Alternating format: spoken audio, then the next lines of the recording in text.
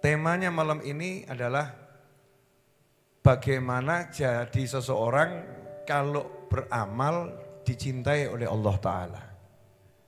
Ya, kalau beramal dicintai oleh Allah Subhanahu wa Ta'ala.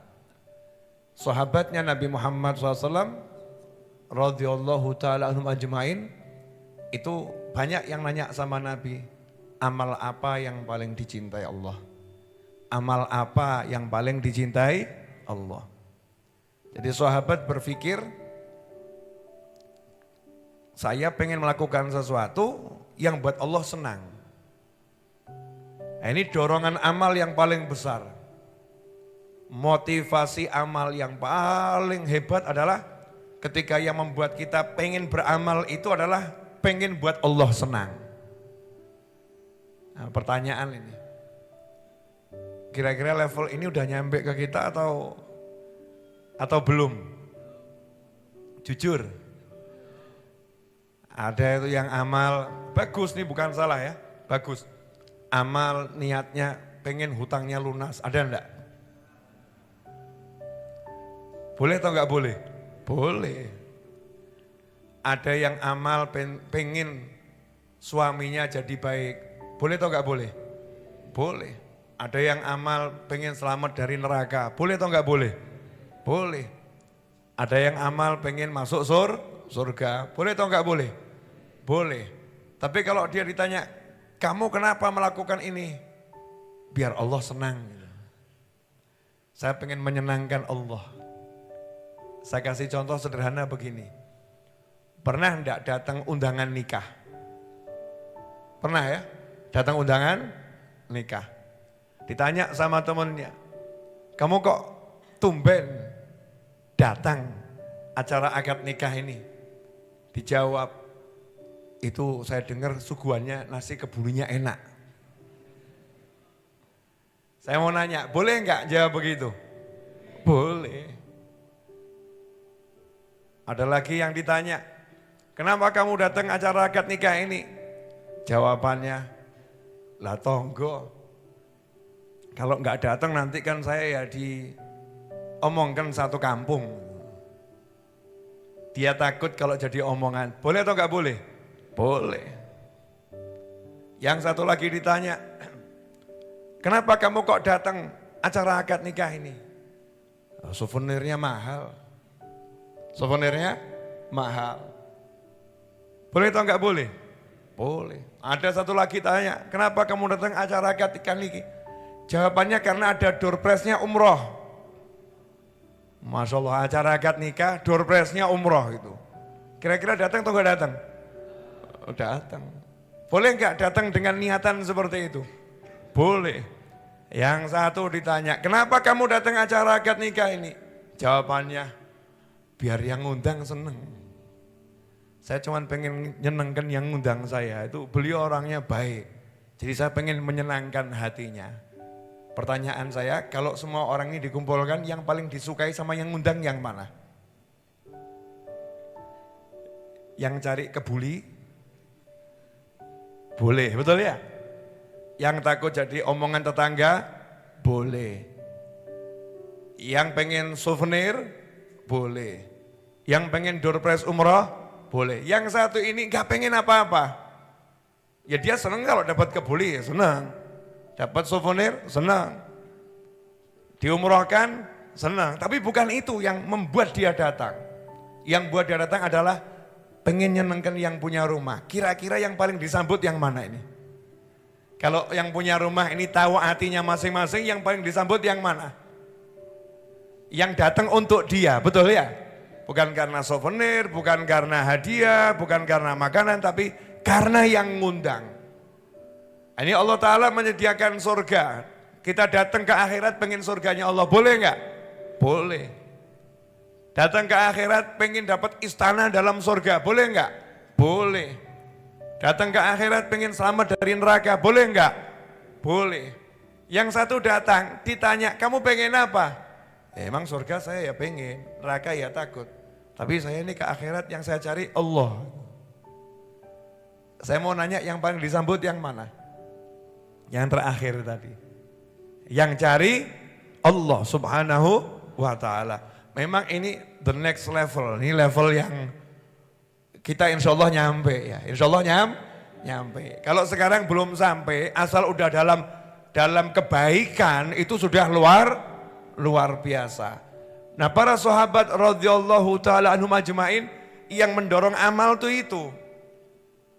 Kalau dia sholat, kalau dia sedekah, kalau dia zakat, kalau dia haji, kalau dia silaturahim, kalau dia menjenguk orang sakit, kalau dia memenuhi undangan, dia ingin membuat Allah senang. Ingin menyenangkan Allah subhanahu wa ta'ala. Karena itulah selain ditanya oleh sahabat, Nabi juga sering menginformasikan sallallahu alaihi wasallam amal di antara amal yang paling dicintai Allah.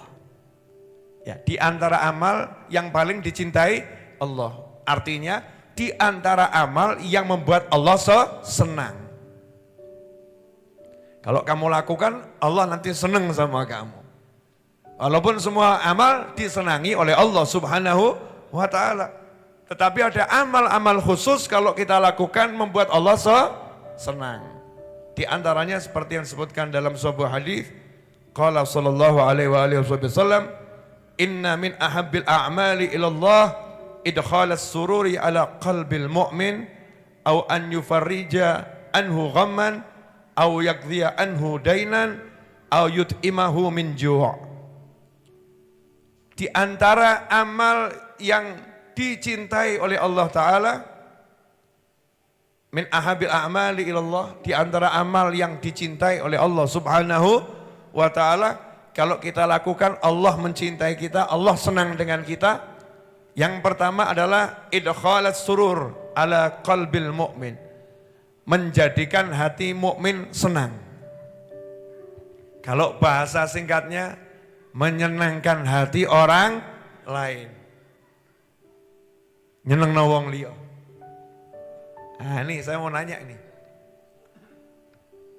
Sudah ahli menyenangkan orang atau ahli buat susah orang?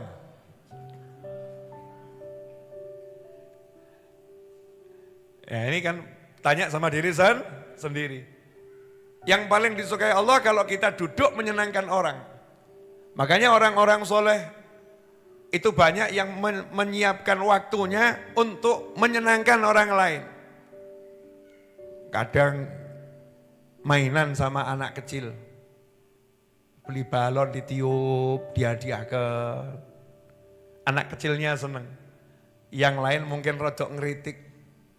Kelihatannya ustadz, kelihatannya kiai, kelihatannya habib. Kok mainan pelembungan?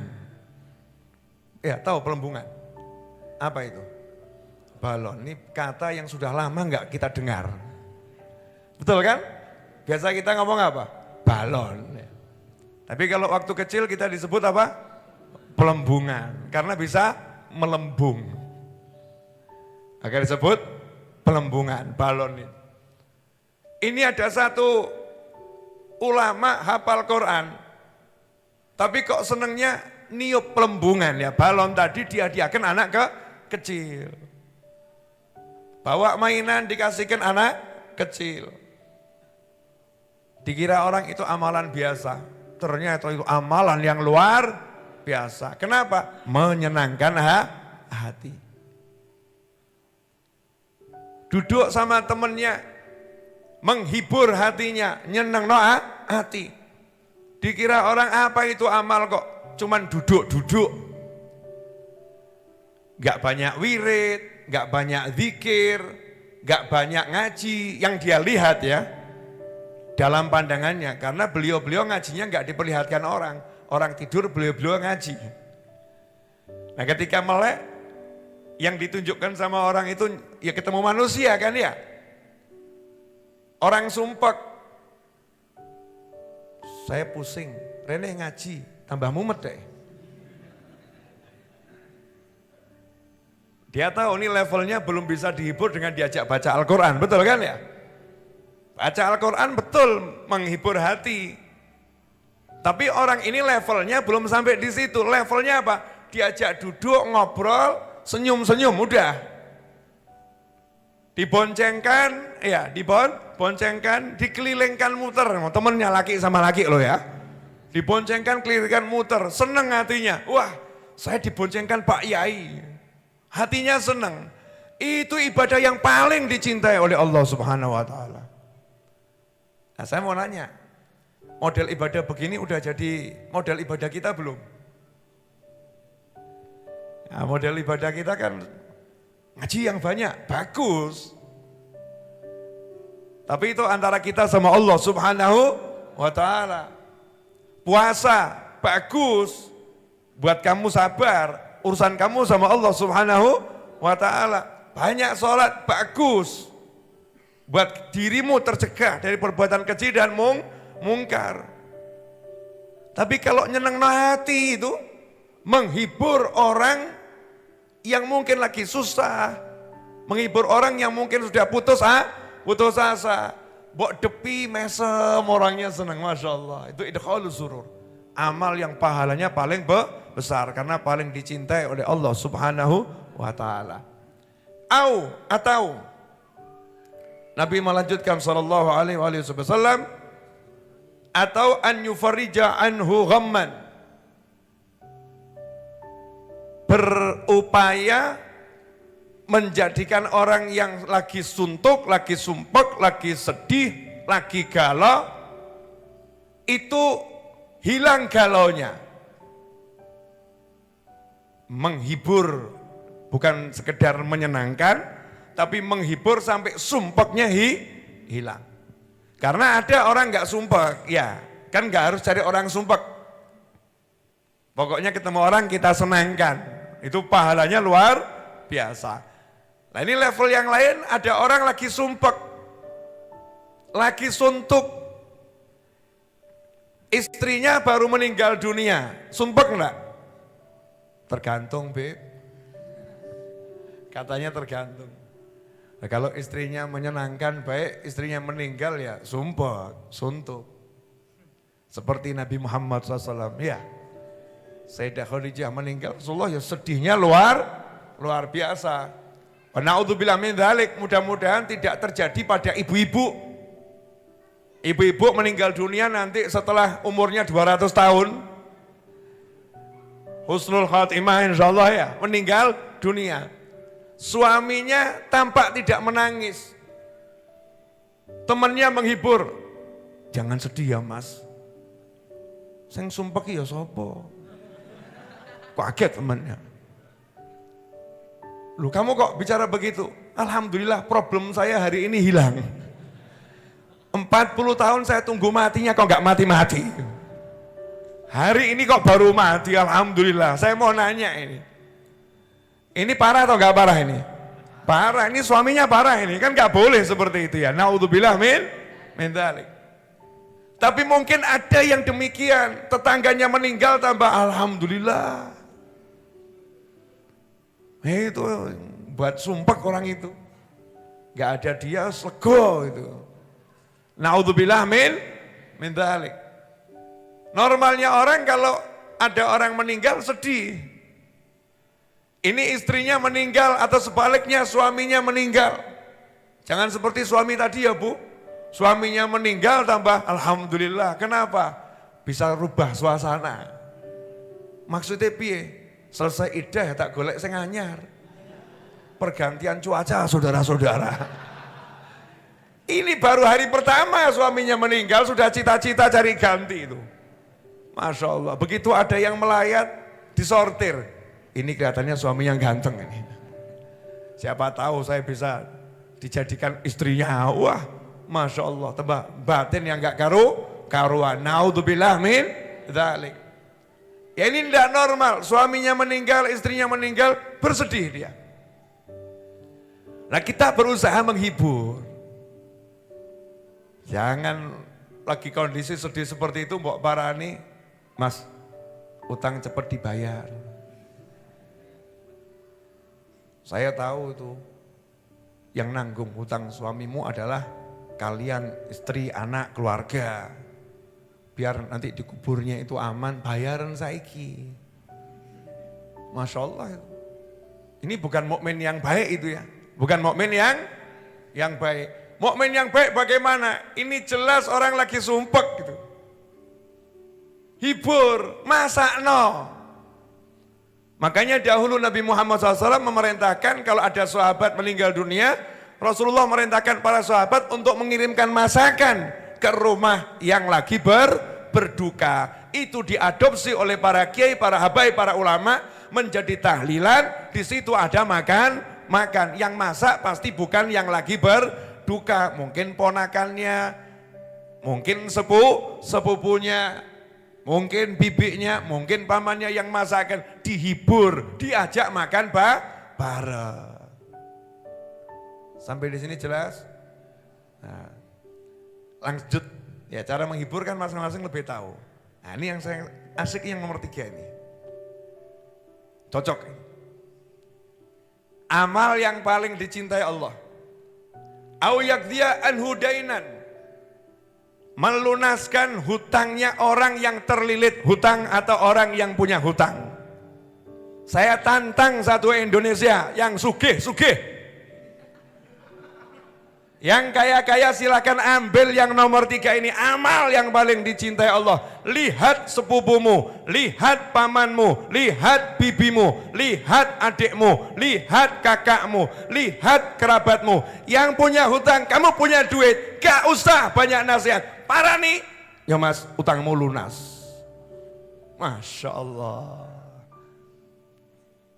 Jangan datang-datang marani adiknya yang terlilit hutang atau kakaknya yang terlilit hutang, dia duitnya banyak ini, datang bawanya nasihat. Dik atau Mas atau Mbak Yu, ya ini kakak ya, atau adik yang duitnya banyak, kakaknya terlilit hutang atau enggak terlilit tapi punya hutang, adiknya juga seperti itu. Datang dinasehati, makanya hidup tuh jangan hutang melulu. Kalau udah begini kan kamu repot. Ini kamu sampai terlilit hutang tuh pasti dosamu banyak itu. Yang banyak istighfar, perbanyak sholawat. Sholat 5 waktu kerjakan dengan baik. Saya mau nanya, nasihat ini bagus atau enggak bagus? Bagus. Kalau yang ngomong ini sama-sama susah. Sama-sama susah pasti ngomong, Kang, iya. Solusi melunaskan hutang, Kang. Apa? Sholawat sing akeh, Kang. Ayo sholawatan. Podo-podo mumet. Sama-sama susah, sama-sama enggak punya uang, memberi saran dengan amal soleh. Betul. Lah kalau memang punya duit, saran itu kamu singkirkan dulu, istighfar, sholawat, sholat singkirkan dulu. Datang sambil senyum. Gimana kabarnya dik? Alhamdulillah mas sehat. Masya Allah. Maaf ya, Mas Muni gak bisa banyak-banyak bantu. Ini cuma ada 1 miliar.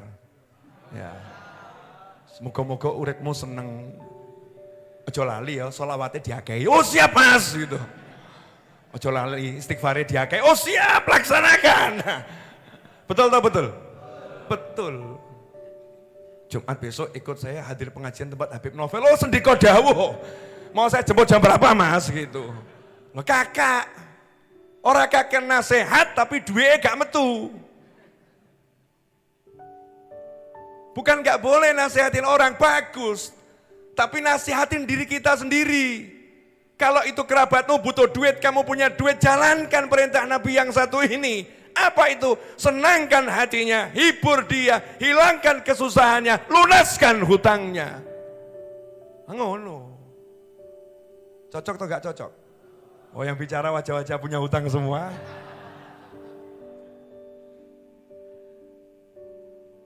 Nah ini kita bisa ambil bagian ini. Kita bisa ambil bagian. Melunaskan hutang. Ya mungkin kalau kita nggak bisa melunaskan semuanya kan bisa ngewangi. Bantu meringankan hutang. Tambah jangan ditakut-takuti. Wadah dateng marani duit akeh. Ingat kamu sudah tua. Orang kalau mati punya hutang itu bahaya loh ya. Masya Allah. Orang yang punya hutang itu dihibur. Orang yang punya hutang itu disenangkan. Orang yang punya hutang itu dilunaskan. Itu ajaran Nabi Muhammad SAW. Makanya kalau ada orang datang pada Nabi Muhammad SAW, menceritakan kondisinya terlilit hutang, Nabi SAW tidak mengajari, kamu kerja yang benar. Harusnya kamu itu kurangi pengeluaran. Atur perencanaan ekonomi dengan benar. Enggak, luang mumet kok. Orang lagi pusing, lagi bermasalah, butuhnya solusi yang pasti. Maka Nabi Muhammad SAW mengajarinya, lah kamu sudah baca doa ini belum? Belum, nah baca nih. Walaupun hutangmu sebesar gunung, lunas. Ayam atau enggak ayam? Lalu yang ngomong Nabi Muhammad SAW, enggak disuruh nambah produksi, enggak disuruh nambah jam kerja, yang disuruh nambah jam ibadah, zikirmu kenceng ono. Kalau Nabi SAW punya duit, apa yang dilakukan?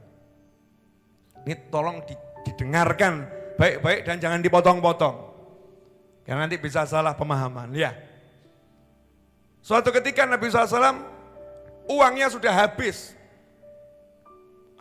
Habis karena semua dibagikan untuk perjuangan membela agamanya Allah Subhanahu wa ta'ala.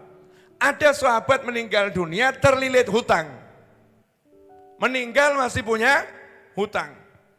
Maka Nabi Muhammad SAW menyatakan, saya bil makna ya, terjemahan bil makna, saya tidak akan menyolatkan jenazahnya selama dia masih punya hutang. Yang gak paham dipotong cerita ini. Terus dikomentari, kalau ada orang meninggal punya hutang sampai-sampai Nabi gak mau nyolatkan jenazahnya. Salah, gak ada yang seperti itu. Yang ada bagaimana? Nabi berbicara SAW kepada sahabat, kalau ini masih punya hutang gak akan saya sholatkan. Sahabat paham, sing duwe-duwe bayaran hutangi. Jangan sampai dia dikubur, masuk kubur, masalahnya belum selesai. Kita muslim masih hidup, lihat saudara kita masuk kubur masih punya masalah. Gak boleh seperti itu. Selesaikan dulu. Jangan sampai nanti keluarganya bingung bagaimana bayar hutang. Saya akan bereskan dulu, baru saya sholatkan. Itu Nabi Muhammad SAW. Sahabat yang diajak ngomong ya paham. Langsung, ya Rasulullah, saya yang nanggung hutangnya. Oh, kamu yang nanggung? Iya. Yang piutangnya tuh yang ngutangi kan lihat. Dah ya, urusannya sama dia, beres. Itu tenang, keluarganya tenang. Jenazahnya disolatkan Nabi Muhammad SAW. Suargo. Wah, ini kalau kita yang diajak bicara, makanya. Misalkan itu ya ada seorang ulama terus ngomong, ini kalau belum lunas hutangnya saya nggak akan menyolatkan jenazahnya. Geger sak kampung. Makanya jangan hutang terus, tuh akhirnya kan nggak disolatkan toh. Terutama yang komentar yang tadi itu, yang duitnya banyak, naudzubillah min dzalik. Makanya itu hidup kok seperti itu. Nggak paham ini. Kalau paham maksudnya ulama tadi langsung akan mengatakan, guru, sholatkan guru, saya akan bereskan hutangnya berapapun. Nah saya tanggung jawab, sugih. Kamu kalau kaya itu begitu loh. Bantu saudaramu dengan hartamu, lunaskan hutangnya. Gak usah jauh-jauh, tili ono, Pak D, Pak Lek, Bule, Bude, nak dulur. Paman, bibi, sepupu, kerabat, cek. Nanti kalau saya lunaskan hutangnya males. Bukan urusanmu bahas malesnya orang. Urusanmu melaksanakan perintahnya Allah dan Nabi Muhammad SAW. Lunaskan, kamu dicintai Allah. Jangan bahas orangnya. Itu urusan dia sama Allah Subhanahu wa ta'ala. Bisa enggak gitu? Nah, biasanya kita justru yang kita yang podo-podo mumet-mumet ini. Gitu. Maksudnya pada sama-sama punya hutang. Justru yang paham. Oh kesian tuh hutangnya banyak, hutangku sedikit. Ya tak ewangi 10.000. Dia bantu 10.000, Maaf ya mas, cuma bisa bantu 10.000. Wah seneng koncone, Masya Allah, podo-podo melarat. Sama-sama susah tapi kok dia ingat sama saya. Innamal a'malu binniyat. Sebenarnya amal itu bergantung pada dorongannya atau niatnya, motivasinya apa itu. Nah ini yang nonton tayangan ini ataupun mendengar dimanapun dan kapanpun, sudah ada yang tergerak belum ini untuk melunaskan hutang saudaranya ini? Kadang hutangnya itu cuma bayaran listrik. Loh, bayar listrik itu ya hutang kan ya?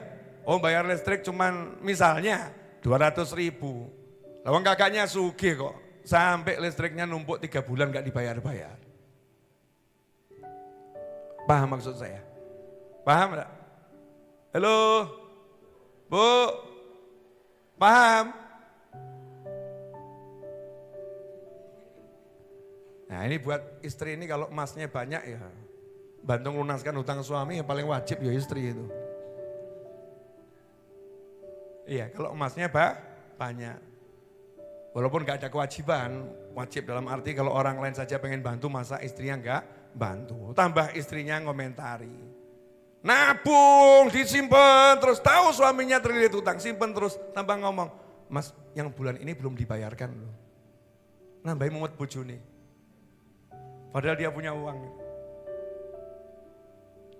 Naudzubillah min dzalik. Lanjut atau cukup? Lanjut. Jadi amalannya apa? Yang dicintai Allah, saya paling asik yang nomor 3 ini. Melunaskan hutang. Kenapa? Karena banyak WA yang masuk ke saya urusannya, Beb, hutang saya, Beb, hutang saya, Beb, hutang saya, Beb, hutang saya. Saya mohon kepada umat Islam, lihat keluarga masing-masing. Saya enggak ngajak ngurusi orang banyak, keluarga masing-masing. Lihat keluargamu. Bagaimana kamu bisa makan di restoran, sekali makan 1 juta, 2 juta. Bagaimana kamu bisa melakukan perjalanan ke luar negeri, sekali berjalan sampai 40-50 juta. Adikmu sendiri bayar kontrakan sekedar 5 juta, nunggak 2 tahun gak kamu bantu. Terus mau pamer, wah aku dicintai Allah. Engkau sih mas. Masuk waiting list. Daftar tunggu, dicek. Selanjutnya, ini saya niatnya tadi mau cuma ceramah 15 menit ini. Ternyata udah 30 menit. Nah ini buat kita insya Allah semuanya mampu nih insya Allah. Yang paling akhir nih. Auyut imahu min ju'. Atau kalau ada orang kelaparan, kasih makan. Gak usah lihat orang kaya, orang miskin, orang mampu, orang susah. Lapar itu gak kenal derajat sosial. Ada lapar itu milih-milih. Melarat, yo gawe luwe, ada? Gak ada.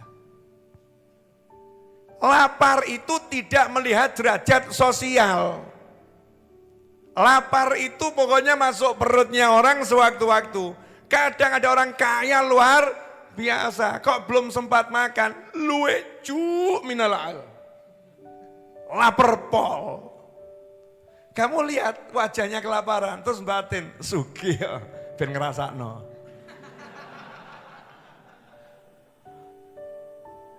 Biar dia merasakan susahnya orang yang lapar. Bukan pangkat kita gitu. Lihat orang kaya kelaparan, jamu. Pak, saya mau kasih Bapak makan. Mudah-mudahan Bapak senang. Kaya, sesuaikan pangkatnya. Ojo mbok kai tempe goreng. Tidak masuk mungkin buat dia. Oh dia biasanya makan sate. Kamu makan tempe goreng, kamu beli sate, suguhkan beliau. Silakan Pak dimakan. Wah satenya enak, wah tolong piring entek. Itu dia makan habis, dosa kita juga habis. Allah senang dengan kita yang seperti itu. Kitanya makan tempe. Atau mungkin nasi garam. Itu yang dilakukan sahabat radhiyallahu ta'ala majma'in. Satu contohnya ketika ada orang yang jadi tamunya Nabi Muhammad SAW. Itu satu keluarga nangis anaknya. Ya istrinya gak makan. Sahabatnya pura-pura makan kecap-kecap lampunya dimatikan. Demi tamunya Nabi bisa makan. Nah, insya Allah kita kalau nyugui orang kan nggak sampai seperti itu loh. Makanya di Majelis Ar-Raudhah ini pokoknya selesai majelis ada makan. Di pertengahan majelis udah dikasih makan, kasih roti. Betul ya, datang kasih roti. Kenapa? Nggak boleh ada orang ngaji dengan perut lapar. Warek kenyang. Kenapa? Majelis Ar-Raudhah memberi engkau makan. Kan begitu ya. Wes, Majelis Ar-Raudhah dicintai Allah Ta'ala. Selesai. Kan begitu. Kenapa saya sebut Majelis Ar-Raudhah? Karena untuk proses makan ini kerja orang banyak. Ada yang pagi sudah belanja, ibu saya, Mas Agus Yoko, kadang Mas Rifki, ya udah belanja. Ada yang bagian nanti ngerajang, ada yang bagian masak, ada yang bagian nanti beli gas, ada yang bagian ini, bagian itu, lah ada yang bagian titip duit. Betul kan ya? Semua satu tim ini jadi dicintai oleh Allah Subhanahu wa Ta'ala. Urusannya ngasih makan. Makanya salah satu amal dicintai Allah apa? Nraktir orang gitu. Saya mau nanya, pilih jadi pelaku atau korban?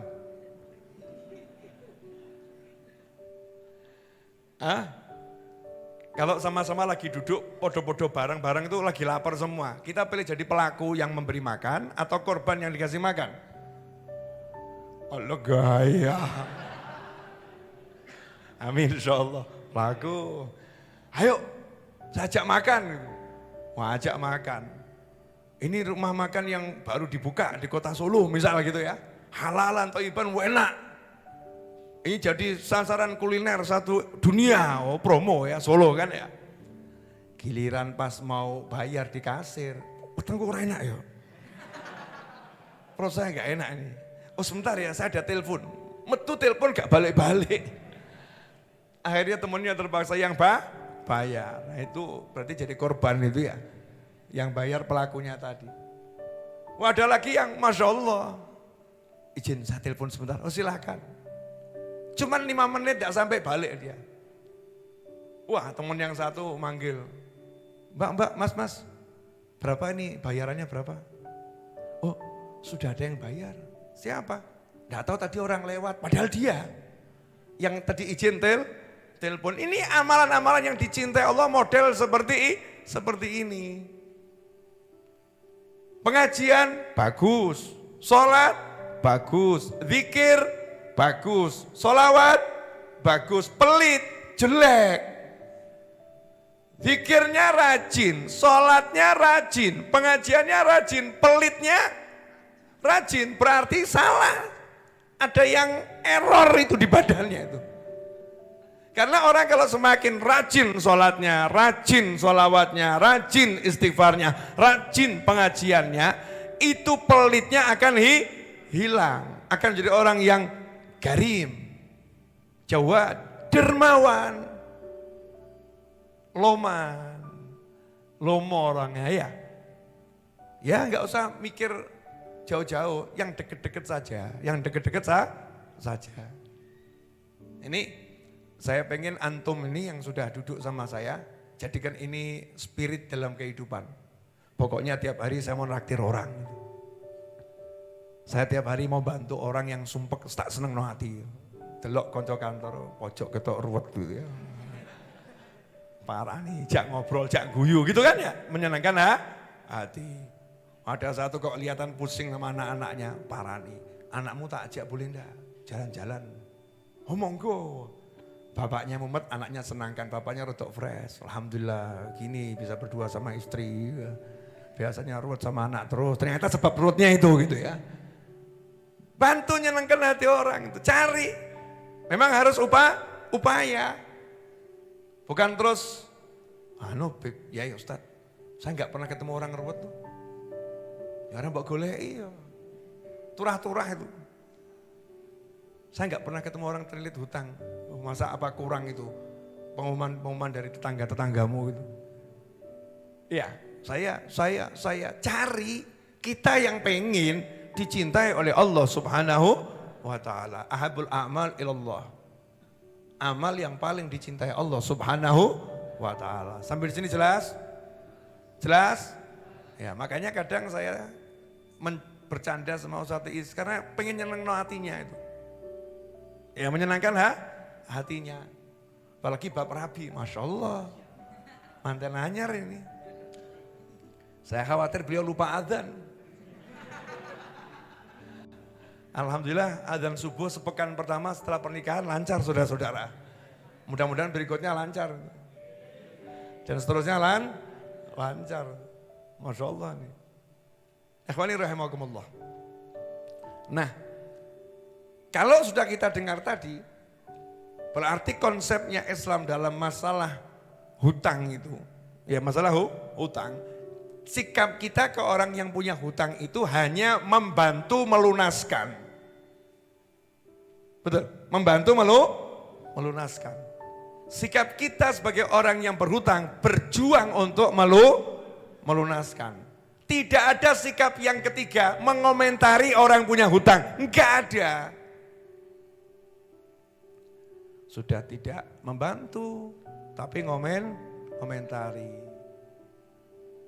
Yai, Ustadz, guru, makanya kalau uangnya belum cukup jangan bangun pesantren.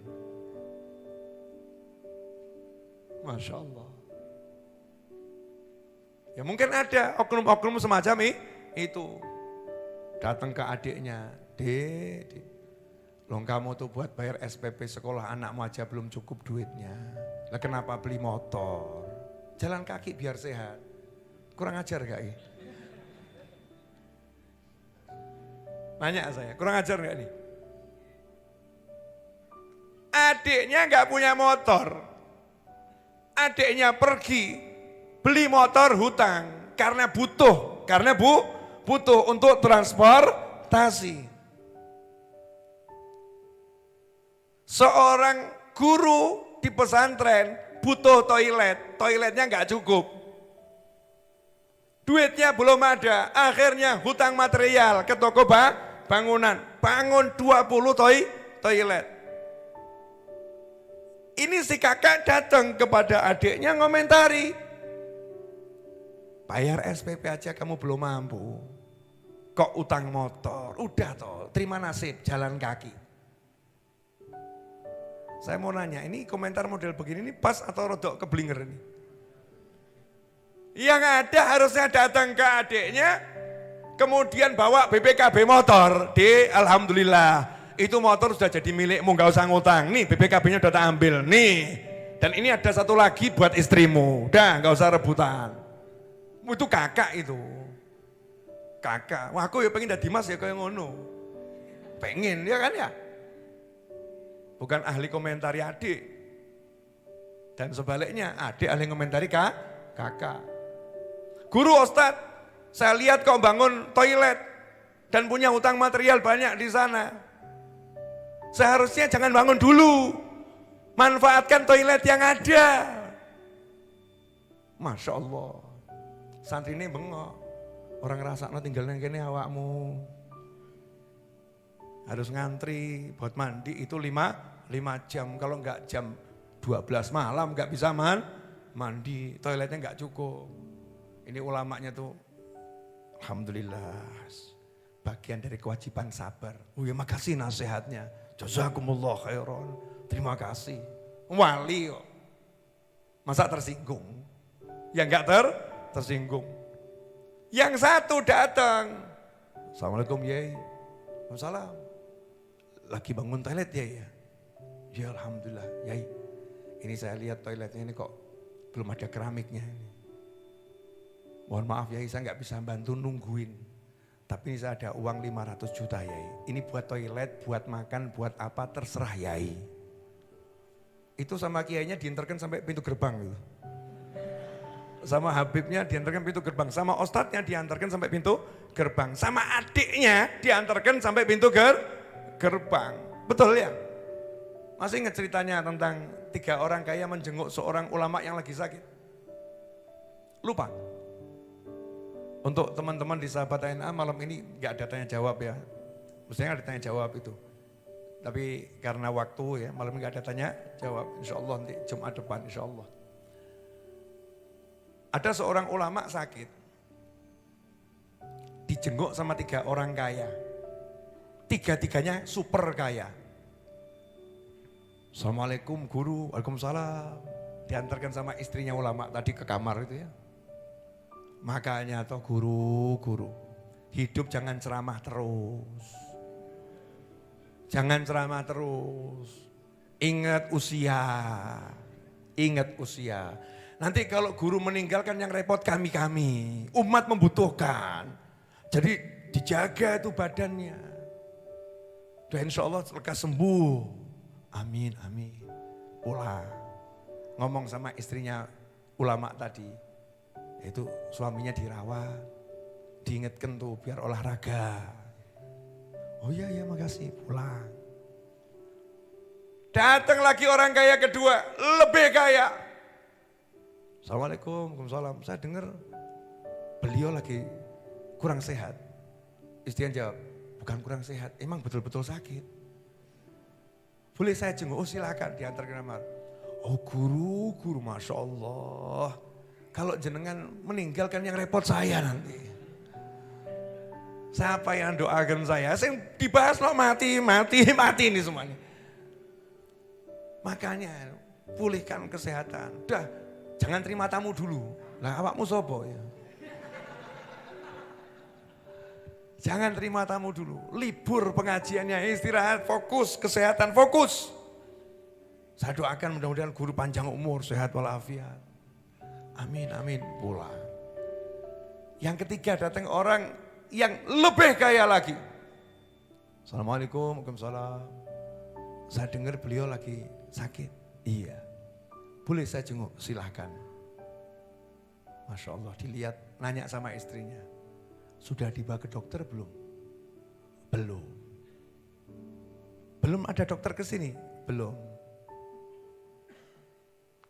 Halo, ya. Pak dokter, itu dijemput supir saya sekarang ya. Ini guru saya lagi sakit.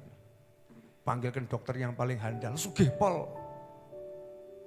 Diajak ngobrol gurunya. Udah gak usah dipikirin, yang penting sehat. Ini dokternya biar ke sini. Datang dokternya diperiksa. Wah ini kelihatannya tensinya tinggi, bla bla bla. Harus cek laborat. Harus cek laborat sama nanti biar diperlukan dirawat atau tidak setelah hasil ceknya keluar. Oh ya guru, nanti itu laboratoriumnya saya pindah ke sini. Jenengan gak usah keluar dari rumah. Itu laboratoriumnya saya pindah ke sini. Sudah tenang. Ya toh? Tenang, istrinya batin. Menungso, gimana menungso. Anak, diajak ngobrol gak ada urusan panjang umur, ingat mati, gak ada.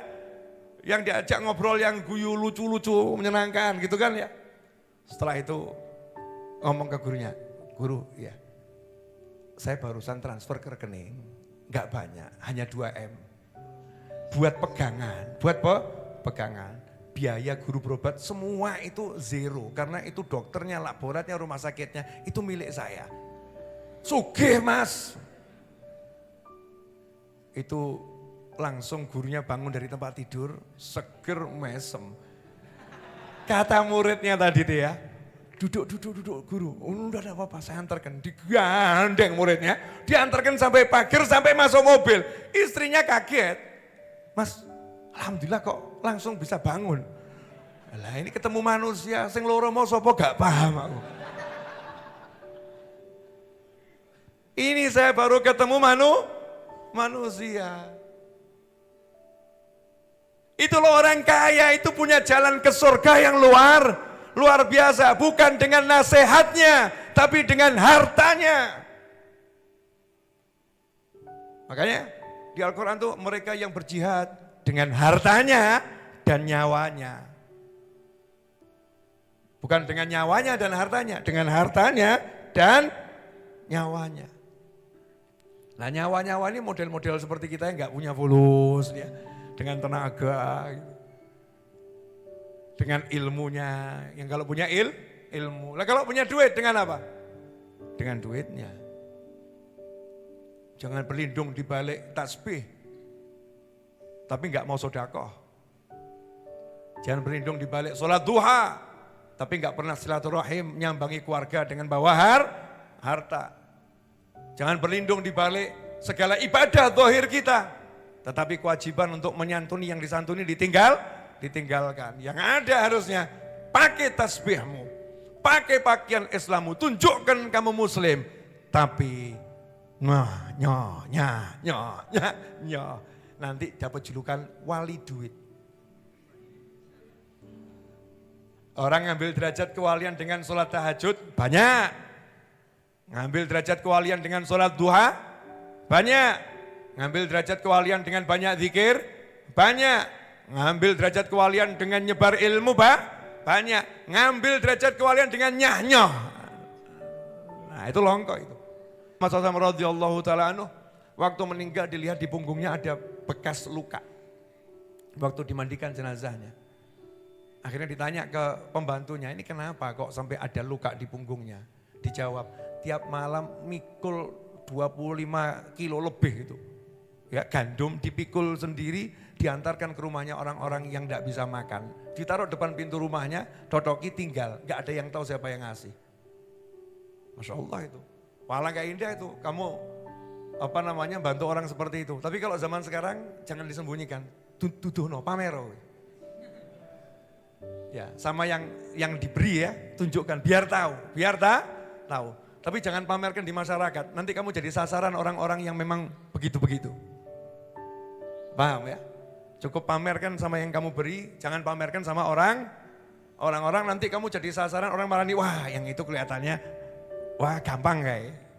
Akhirnya antri kabeh kok. Jadi gak bagus. Jelas? Maaf saya ngomongnya sama teriak ya, biar suaranya bisa keluar.